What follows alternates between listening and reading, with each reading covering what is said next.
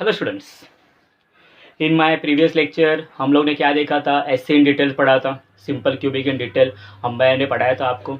उसके बाद मुझे लगता है आपने उस वीडियो को देखा भी होगा और आपने उसमें जो डेरिवेशंस मैंने बताए थे वो आपने किए भी होंगे एंड आई थिंक सो कि आपको समझा भी होगा। ठीक है, अगर एससी के बारे में कुछ नहीं समझा है तो प्लीज़ आप मेरे उस वीडियो पे कमेंट करना कि सर ये नहीं समझा है, तो उसके बारे में मैं और एक वीडियो बना के दूंगा आपको, मतलब अपलोड करूँगा यूट्यूब पे। ठीक है, चलो आफ्टर सिंपल क्यूबिक हम लोग चालू करेंगे नया unit cell that is BCC. Okay, देखते हैं बीसीसी के बारे में हम लोग को क्या क्या पढ़ना है। Let us start with body centred cubic. Body centred cubic lattices, इसको ही हम लोग क्या बोलते हैं? बीसीसी। तो बीसीसी के बारे में एक चीज़ आपको पता है कि बीसीसी में number of atom per unit cell denoted by Z 2 होता है, बराबर है। तो ये हम लोगों ने पहले लेक्चर्स में किए, इसलिए मैं इसको फिर से रिपीट नहीं करूँगा। ठीक है, so first information that we got in my previous lecture कि number of atoms per unit cell उसको हम लोग डिनोट करते हैं बच्चा किससे? जेड से डिनोट करते हैं। कितने आते हैं बेटा? 2 आते हैं। ठीक है, number of atom per unit cell 2 आते हैं। कैसे आते हैं? कॉर्नर जो एटम्स रहते हैं वो 1/8 कंट्रीब्यूट करता है और जो बीच वाला एटम है वो 100% कंट्रीब्यूट करता है, मतलब किसी के साथ शेयर नहीं होता। तो 8 × 1/8 + 1 कितने हो गए बेटा? 2 हो गए। ठीक है, चलो अभी हम लोग फर्स्ट हो गया number of atom per unit cell. अभी सेकंड पॉइंट हम लोग ने जो एससी में पढ़ा था that is what? Coordination number. तो हम लोग इसमें भी कोऑर्डिनेशन नंबर पढ़ेंगे, देखते क्या होता है। सेकंड कोऑर्डिनेशन नंबर,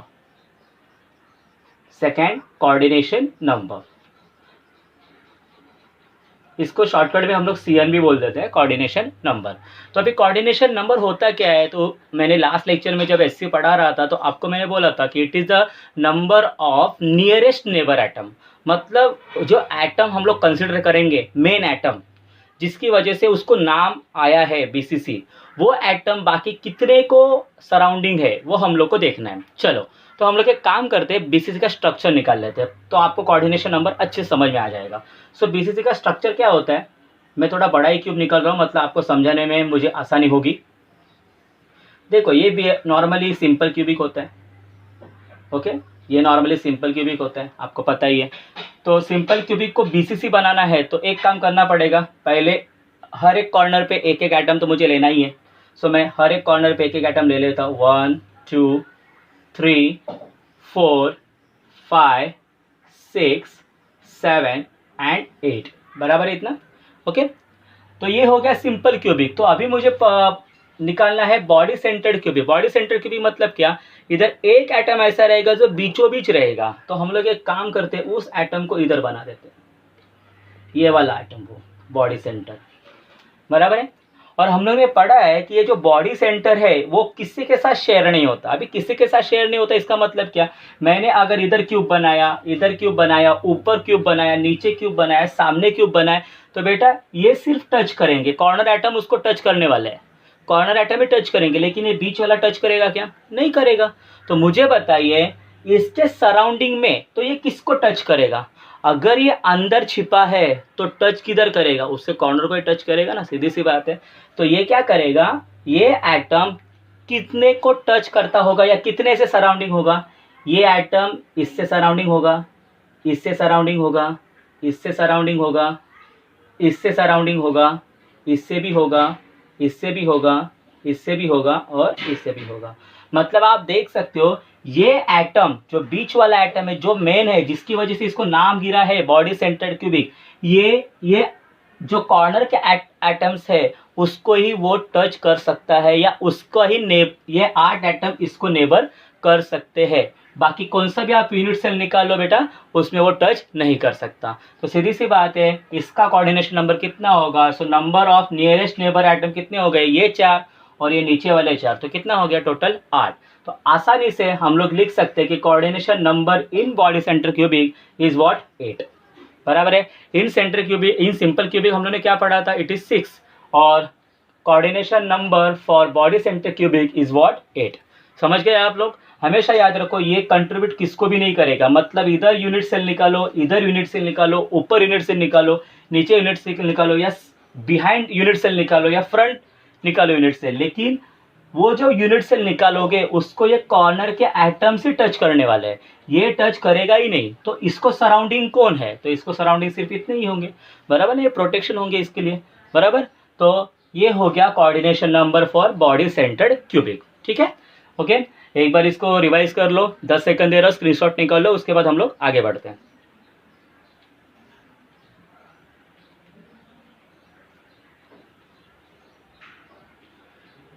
ठीक है बेटा, अभी हम लोग ने फर्स्ट पढ़ा number of atom per unit cell 2 होता है, उसके बाद हम लोग ने पढ़ा कोऑर्डिनेशन नंबर 8 होता है, ठीक है। अभी थर्ड हम लोग जाने वाले हैं कि relation between A and R, ये मेन होता है इसमें, relation between A and R. Let us start third point. Okay, third point, relation between A and R लेने से अच्छा डेंसिटी ले लेते हैं हम लोग इसकी, ठीक है। Density of BCC unit cell, BCC unit cell. तो हम लोग ने सिंपल क्यूबिक में पढ़ा था कि डेंसिटी का सब क्रिस्टल के लिए फॉर्मूला क्या आता है, Z into M upon A cube into N A, बराबर है कि नहीं, अवोगाड्रो नंबर एन ए होता है, ठीक है। तो एससी में Z number of atom per unit cell 1 होता है, इसलिए इसका फॉर्मूला क्या बनता था, M upon A cube into N A. लेकिन बीसीसी में number of atom per unit cell 2 होते हैं, इसलिए Z के जगह पे क्या आएगा बेटा, 2 आ जाएगा। Okay, for BCC Z is equal to 2, ठीक है। इसलिए डेंसिटी का फॉर्मूला क्या बनेगा, 2 into M upon A cube into N A. तो देखो हम लोग का डेंसिटी का फॉर्मूला भी बन गया फॉर बीसीसी लैटाइस। ओके, आसान है बहुत, density is equal to 2, it is not a Z, याद रखना, Z में ऐसे निकला है, 2 ऐसा है। So 2 into M upon A cube into N A, बराबर है। मतलब बीसीसी की डेंसिटी एससी के डेंसिटी से डबल होती है, सीधी सी बात है, बराबर है। देखो 2 आ गया तो ऑब्वियसली डबल होती है। ओके, बाद में हम लोग इसका रेशियो भी निकाल लेंगे, ठीक है।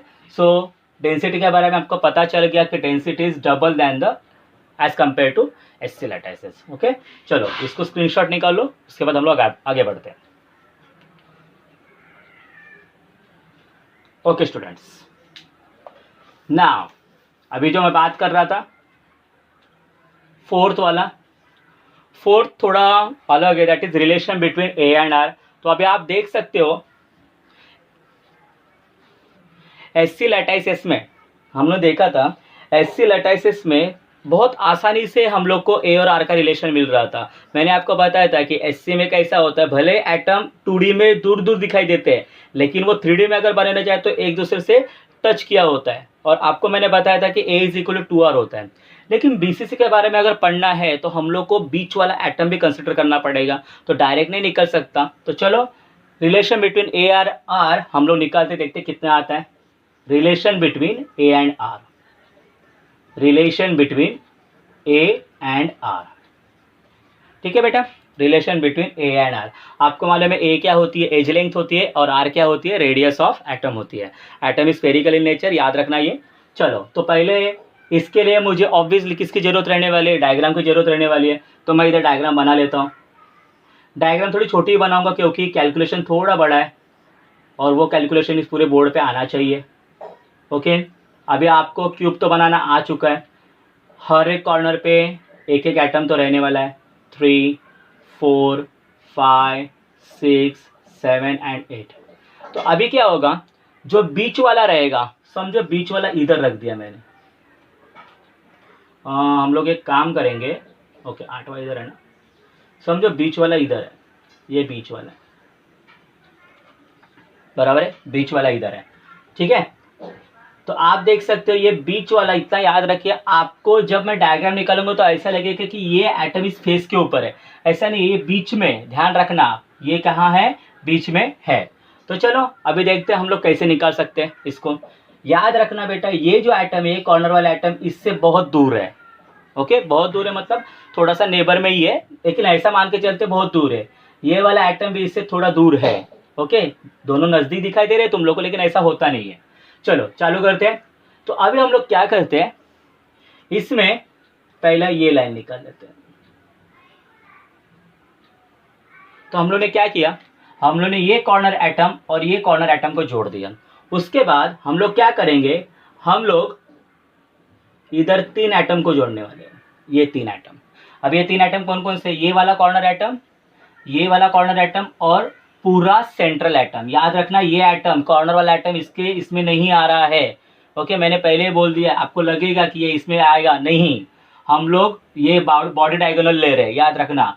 एक ये पूरा आएगा और ये तीसरा। ओके, अभी 2 ट्रायंगल निकालने की जरूरत क्यों थी, क्योंकि बेटा जब हम लोग बॉडी सेंटर लेते तो बॉडी सेंटर में जाने से पहले हम लोग को पहला कॉर्नर एटम में कुछ रिलेशन बन सकता है क्या, वो पहला निकालना पड़ेगा, तभी तो हम लोग आगे जा सकते हैं। बराबर है, तो चलो देखते हैं अभी क्या होता है। तो हम लोग इसको नाम दे देते हैं। समझो इस एटम को नाम देते ए, इस एटम को नाम देते बी, इस एटम को नाम देते सी और इस एटम को नाम देते डी।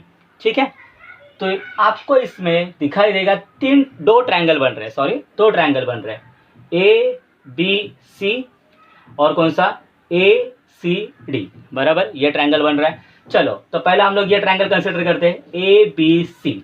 आपको मालूम है क्यूब में हर एक एंगल कितना डिग्री रहता है, 90 डिग्री, तो इट इज 90 डिग्री। आपको मालूम है एज लेंथ हमेशा ए होती है, तो ए बी की लेंथ क्या होगी, ए होगी, बी सी की लेंथ भी क्या होगी, ए होगी। तो आपने अगर ए बी से ट्रायंगल कंसिडर किया तो सीधी सी बात है, आप अपने लोअर स्टैंडर्ड में पढ़ चुके और आपको बहुत भाइड भी है, कोई भी राइट एंगल ट्रायंगल रहेगा तो हम लोग उसमें पाइथागोरस थ्योरम यूज कर सकते हैं।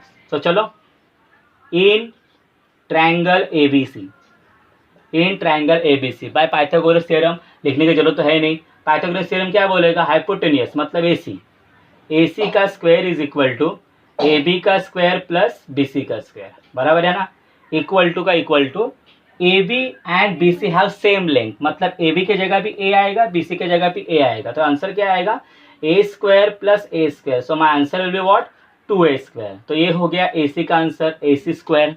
Okay, let us take the square root of both side. So what we get, A C is equal to 2 का स्क्वायर रूट निकलता नहीं है, सो √2 ए स्क्वायर का कितना आएगा, ए। तो बेटा हम लोग को रिलेशन मिल गया, ए सी की वैल्यू √2a मिल गई। ओके, देखो हम लोग को ए सी की वैल्यू मिल गई। ओके, हम लोग के पास डी सी की वैल्यू है क्या, देखो यस डी सी की वैल्यू है ना बेटा, क्या डी सी भी एक प्रकार का एज है, तो उसकी भी वैल्यू कितनी रहेगी, ए ही रहेगी ना।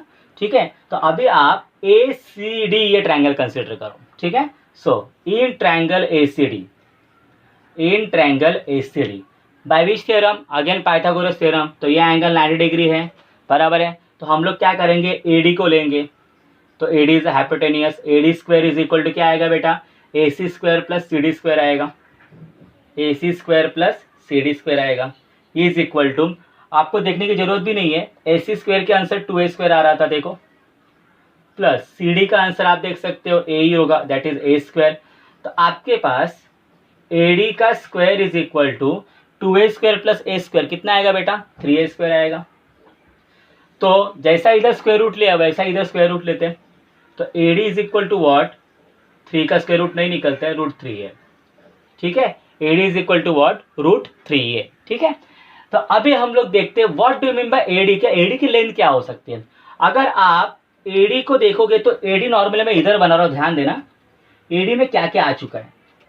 एडी में इधर एक कॉर्नर आइटम आ चुका है, इधर एक कॉर्नर आइटम आ चुका है और बीच वाला पूरा है, उसमें बीच वाला पूरा है। तो मैंने क्या बोला है, हर एटम की रेडियस क्या मान के चल रहे हैं हम लोग, आर। तो आपको इतना पता है सेंटर से सर्क्यूमफरस तक जो भी लेंथ होती है उसको हम लोग क्या बोलते हैं, रेडियस बोलते हैं। तो मुझे बताइए इसकी रेडियस क्या होगी, आर, मतलब इसका कंट्रीब्यूशन आर होगा, इसका कंट्रीब्यूशन आर होगा, लेकिन ये पूरा दे रहा है, इधर पूरा कंट्रीब्यूशन कर रहा है, मतलब ये डायमीटर दे रहा है, तो सीधी सी बात है इसकी लेंथ कितनी होगी, 2r होगी। आपने पढ़ा है diameter is double of the radius. So ये आपका ए हो गया, ये आपका डी हो गया। तो मुझे बताइए ए डी टोटल कितना आएगा, r plus 2r plus r, that is 4r। Yes, so आपका ए डी कितना होगा बेटा, 4r होगा, बराबर ना। ठीक है, तो ए डी के जगह पे 4r रख दीजिए, तो 4r is equal to √3a, बराबर बेटा। तो मुझे बताइए ए की वैल्यू क्या आई, 4/√3 इंटू आर। देखो हम लोग ने रिलेशन बना दिया, relation between A and R में हम लोग ने रिलेशन बना दिया। ठीक है, याद रखना हम लोग डायरेक्ट एडी को नहीं ले सकते थे क्योंकि बीच में ये एटम बीच में था, इसलिए कॉर्नर एटम को हम लोग को कंसिडर करना ही पड़ा। ठीक है, तो कॉर्नर एटम को कंसिडर करने से हम लोग को ट्रायंगल एबीसी मिला और बीच वाला जब एटम हम लोग कंसिडर करेंगे तो हम लोग को ट्रायंगल ACD मिलेगा।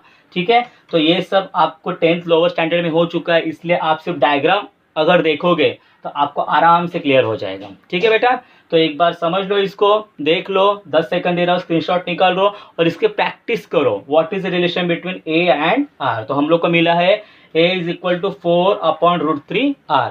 अभी इसका जो यूज है वो हमें आगे के डेरिवेशन में होने वाला है। ठीक है बेटा,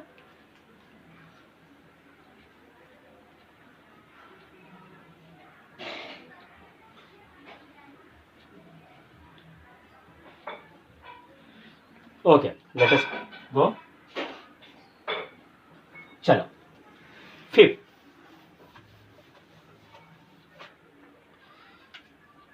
अभी हम लोग जाएंगे पैकिंग फ्रैक्शन पे।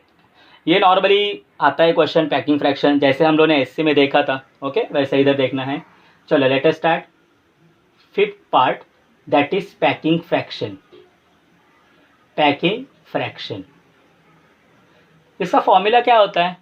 जो एससी में लिखा था वही फॉर्मूला इधर रहेगा, हमेशा याद रखो फॉर्मूला सब क्रिस्टल के लिए सेम रहता है। पैकिंग फ्रैक्शन क्या होगा? Volume of particles in unit cell upon volume of unit cell, बराबर कि नहीं? Volume of unit cell. ठीक है, पैकिंग फ्रैक्शन का फॉर्मूला बेटा ये होता है, volume of particles in unit cell divided by volume of unit cell, बराबर इतना। ठीक है, तो अभी हम लोग क्या करते हैं, 1 बाय 1 दोनों को निकाल लेते हैं। तो मुझे बताइए, let A be edge length of unit cell and R be radius of each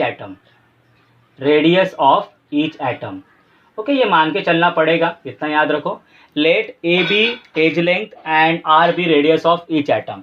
तो अगर ए एज लेंथ है तो BCC एक प्रकार का क्यूब होता है, तो उसका वॉल्यूम क्या होगा? आपने लोअर स्टैंडर्ड में पढ़ा था ये सब। तो volume of that cube, means what? Volume of unit cell is equal to what? Side का cube, that is A cube, बराबर है बेटा। तो मुझे बताइए, ए अपने पास ए क्यूब है, ए क्यूब की वैल्यू क्या थी बेटा?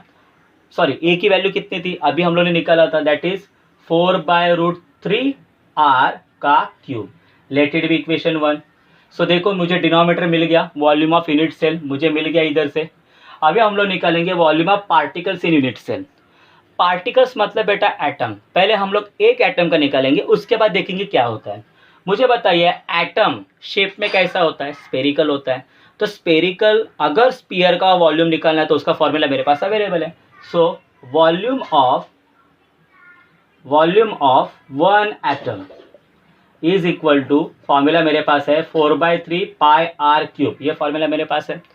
लेकिन BCC में आप देख सकते हो कि number of atom per unit cell 2 होता है।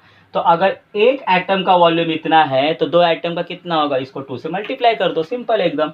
सो मुझे बताइए, volume of 2 atoms is equal to 2 × 4/3πr³ होगा, बराबर है। तो मुझे बताइए, 2 4 कितना हो गया? 8/3πr³। वॉल्यूम ऑफ 2 एटम्स का मीनिंग ही है volume of particle unit cell. तो हम लोग उसको ये भी मान के चल सकते हैं, volume of particles in unit cell. So let it be equation 2। तो देखो, इक्वेशन 1 और इक्वेशन 2 आपको समझा क्या? ठीक है, इक्वेशन 1 एंड इक्वेशन 2 आपको समझ गया है। सो अभी यही क्या करना है हमें पैकिंग फ्रैक्शन में, जस्ट फॉर्मूले we have to put. Okay, तो मैं अभी आपने लिख लिया होगा। ओके, नहीं तो वीडियो पॉज करके इसका स्क्रीनशॉट ले लो। ओके, तो अभी मैं इसमें इधर जगह नहीं रहेगा तो मैं इसको रफ कर रहा हूँ। याद रखना, वॉल्यूम ऑफ यूनिट सेल ये आ रहा है और volume of particles in unit cell इतना आ रहा है। तो अभी हम लोग इस फॉर्मूले में रख रहे हैं, देखते क्या होता है कैलकुलेशन। इक्वल टू, फॉर्मूला इधर है, volume of particle in unit cell कितना आ रहा था बेटा? 8/3πr³ आ रहा था, divided by volume of unit cell कितना आ रहा था? A³ ना, दैट इज 4/√3R का क्यूब। ठीक है, चलो कैलकुलेशन करते हैं। अभी आप मैथ्स में तो मास्टर हो ही, आपने साइंस लिया मतलब मैथ्स में तो मास्टर होंगे ना। चलो 8/3 पाई आर क्यूब। अभी हम लोग क्या करेंगे, इसका क्यूब करेंगे। इसका क्यूब करेंगे मतलब क्या होगा, क्यूब 4 का भी होगा, आर का भी होगा और √3 का भी होगा। तो 4 का क्यूब कितना आता है बेटा, 64 आएगा। आर का क्यूब क्या आएगा, आर क्यूब आएगा। और √3 का क्यूब कितना आएगा, 3√3, बराबर ना इतना। सो आप देख सकते हो आर क्यूब से आर क्यूब कैंसिल हो गया, तो बचा क्या इधर, 64/3√3 बचा है। ये ऊपर क्या बचा है, इतना पार्ट बचा है। तो आप देख सकते हो जब ये ऊपर जाएगा, जब ये ऊपर जाएगा तो उल्टा बनेगा, आपको मैथमेटिक्स मालूम है इसका। सो 8/3 पाई इंटू ये ऊपर जाएगा 3√3/64, बराबर है। देखते हैं कैलकुलेशन होता है कि नहीं। 3 और 3 कैंसिल हो गया, 8 1 ज़ा 8, 8 8 ज़ा 64 होता है, आपको पता है। तो बचा क्या अभी, √3 बचा, पाई बचा और 8 बचा। तो हम लोग लिखते हैं √3 पाई/8। चलो वैल्यूज रख देते हैं। √3 की वैल्यू आपको मालूम है 1.73 रहती है, पाई की वैल्यू आपको मालूम है 3.14 रहती है, डिवाइडेड बाय क्या बेटा, 8।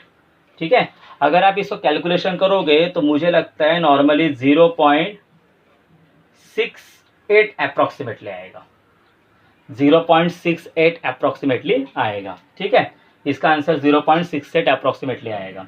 तो मुझे बताइए अपना पैकिंग फ्रैक्शन कितना हो गया बेटा, अपना पैकिंग फ्रैक्शन कितना हो गया, 0.68 हो गया, बराबर है। अपना पैकिंग फ्रैक्शन कितना हो गया, 0.68 हो गया, बराबर है। तो अगर मुझे परसेंटेज ऑफ पैकिंग फ्रैक्शन निकालना है, परसेंटेज ऑफ पैकिंग फ्रैक्शन निकालना, तो सीधी सी बात है, जो भी मेरा आंसर आया उसको मल्टीप्लाई बाय 100 कर दो। सो मेरा आंसर आया 0.68 multiply by 100, so what we get 68%, इतना आएगा, बराबर। मतलब इतनी पैकिंग उस यूनिट सेल में, उस यूनिट सेल में मतलब बीसीसी में है, इतनी पैकिंग बीसीसी में है बेटा। तो अगर इतनी पैकिंग बीसीसी में है तो कितना वो खाली रहेगा, 100 में से 68 माइनस कर दो। तो खाली स्पेस को हम लोग क्या बोलते हैं बेटा, परसेंटेज ऑफ वॉइड बोलेंगे। तो percentage of void is what, 100 minus 68 is equal to 32%। Okay, तो देखो हम लोग ने 6th पार्ट भी हम लोग ने कंसिडर कर लिया, या कर लिया हम लोग ने derivation. Percentage of void 100 minus 68 is equal to 32%। So this are the calculation regarding the BCC unit cell, और इतना कैलकुलेशन आपको करना है। ओके, तो मुझे लगता है आपको सब समझ में आ गया है। अगर नहीं समझ में आया तो प्लीज़ वीडियो को रिवाइंड कीजिए फिर से, और आपको ये तुरंत समझ में आ जाएगा। जैसे जैसे मैं लिखते जाता हूँ वैसे वैसे आप नोट डाउन कर लेना, और वैसे ही कैलकुलेशन करना, आपको हमेशा आसानी से कैलकुलेशन आने वाले हैं। ठीक है, चलो तो पैकिंग फ्रैक्शन भी निकाल लिया मैंने, परसेंटेज ऑफ वॉइड भी निकाल लिया। चलो तो अभी हम लोग ने इस लेक्चर में बीसीसी के बारे में क्या पढ़ा उसकी समरी लिखते हैं। ठीक है, चलो तो हम लोग ने समरी लिख देते हैं इसकी। Summary, first of all summary किसकी, बीसीसी की। First of all number of atom per unit cell कितना होगा, number of atoms per unit cell कितना होगा बेटा, that is Z is equal to 2। ठीक है, दूसरा हम लोग ने क्या पढ़ा, कोऑर्डिनेशन नंबर पढ़ा ना, उसका कितना हो गया 8। तीसरा हम लोग ने क्या पढ़ा, density, density is equal to 2m/a³ into Na, ये होगी डेंसिटी, बराबर है। फोर्थ हम लोग ने पढ़ा relation between A and R, relation between A and R। तो आपको पता है relation between A R and क्या आएगा, that is 4/√3 4R, R is equal to A, ये रिलेशन था। ठीक है, फिफ्थ वन हम लोग ने क्या निकाला, पैकिंग फ्रैक्शन। पैकिंग फ्रैक्शन वो हम लोग का कितना आया, 0.68 आया अप्रॉक्सीमेटली। वो समथिंग 67 और आगे कुछ होता है, लेकिन उसको 0.68 लेके चलते हैं। ठीक है, उसके बाद हम लोग ने क्या किया, परसेंटेज ऑफ पैकिंग फ्रैक्शन निकाला। परसेंटेज ऑफ पैकिंग फ्रैक्शन निकाला, कितना आया बेटा, 68%, मतलब इतना भरा हुआ है वो। सो 7, तो परसेंटेज ऑफ खाली स्पेस कितना होगा, उसको हम लोग क्या बोलेंगे, वॉइड बोलेंगे, that is 100 minus 68, 100 minus 68 that is 32%। तो बेटा बीसीसी के बारे में आपको ये सब चीज़ें पता होनी चाहिए। ठीक है, तो आज के लेक्चर में हम लोगों ने बीसीसी के बारे में पूरा पढ़ लिया। इन माय प्रीवियस लेक्चर आपने एससी के बारे में पूरा पढ़ लिया होगा। देखो हम लोग का डेरिवेशंस कैसे एकदम स्मूथली जा रहा है, ठीक है। इन माय नेक्स्ट लेक्चर मैं आपको एफसीसी के बारे में पूरा पढ़ाने वाला हूँ, समरी उसका जो भी डिटेल है वो जाने वाला। उसके बाद और एक जो नीट और जेईई में क्वेश्चन पूछते हैं कि नंबर ऑफ बोलते हैं ना नियरेस्ट नेबर एटम, कौन नियरेस्ट रहेगा उसको कैसे पहचानने का, वो आपको मैं नेक्स्ट लेक्चर में बताने वाला हूँ, ठीक है। तो नेक्स्ट लेक्चर में हम लोग एफसीसी यूनिट सेल को पूरा डिटेल करेंगे और उसके बाद आगे के लेक्चर में हम लोग नियरेस्ट नेबर एटम कैसे निकालते हैं वो हम लोग देखने वाले हैं। और उसके बाद हम लोग चालू करेंगे, ये पार्ट हो गया मतलब हम लोग का जो सॉलिड स्टेट है उसका नॉर्मली हम लोग देख सकते हैं 40% हो गया, 60% रहेगा पैकिंग इन सॉलिड, उसके बाद डिफेक्ट्स इन क्रिस्टल, उसके बाद मैग्नेटिक प्रॉपर्टीज़ हम लोग को पढ़नी है। तो आपका चैप्टर एंड हो गया, ठीक है। तो बेटा आज के लिए इतना ही, और आप इस वीडियो को प्लीज़ देखिए। अगर आपको अच्छा लगा तो लाइक कीजिए, और जो समझ में नहीं आया या समझ में आ भी गया होगा तो प्लीज़ कमेंट ज़रूर करना। अगर जो समझ में नहीं आया तो उसके बारे में ऑब्वियसली नेक्स्ट लेक्चर में मैं रिपीट कर दूंगा। और आज का जो लेक्चर है उसका एंड मैं एक शायरी से करना चाहता हूँ, ओके। सपने उनके पूरे नहीं होते, सपने उनके पूरे नहीं होते जिनके ख्वाब बड़े होते हैं, सपने उनके पूरे नहीं होते जिनके ख्वाब बड़े होते हैं, सपने उनके पूरे होते हैं जो अपने जिद पे अड़े होते हैं। तो याद रखना, जिद्दी बनना, ओके बेटा। सो आज के लिए इतना ही, थैंक यू।